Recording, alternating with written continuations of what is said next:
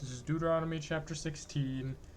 Observe the month of Abib, and keep the Passover to the Lord your God. For in the month of Abib, the Lord your God brought you out of Egypt by night, and you shall offer the Passover sacrifice to the Lord your God from the flock or the herd, at the place which the Lord will choose to make his name dwell there. You shall eat no leavened bread with it. 7 days you shall eat it with unleavened bread, the bread of affliction. For you came out of the land of Egypt in hurried flight, that all the days of your life you may remember the day when you came out of the land of Egypt. No leaven shall be seen with you in all your territory for 7 days, nor shall any of the flesh which you sacrifice on the evening of the first day remain all night until morning.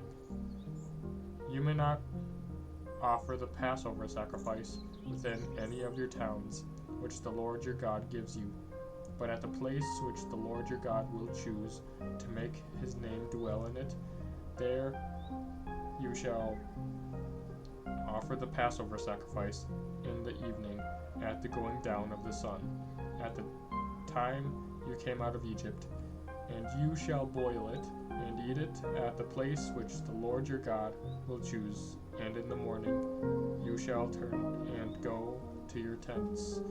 For 6 days you shall eat unleavened bread, and on the seventh day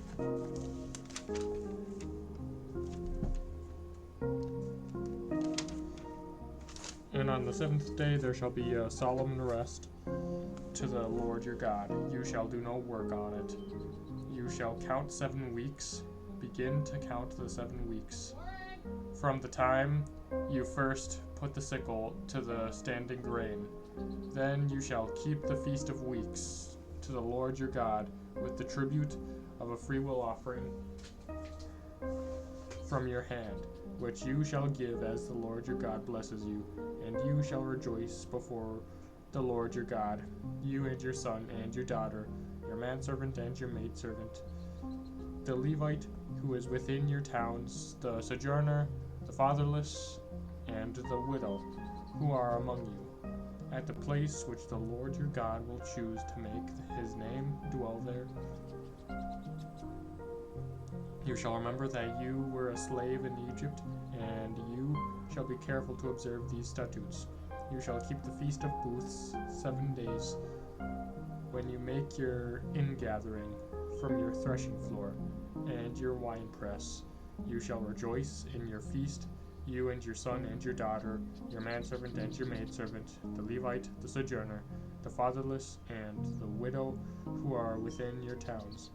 For 7 days you shall keep the feast to the Lord your God at the place which the Lord will choose, because the Lord your God will bless you in all your produce and in all the work of your hands, so that you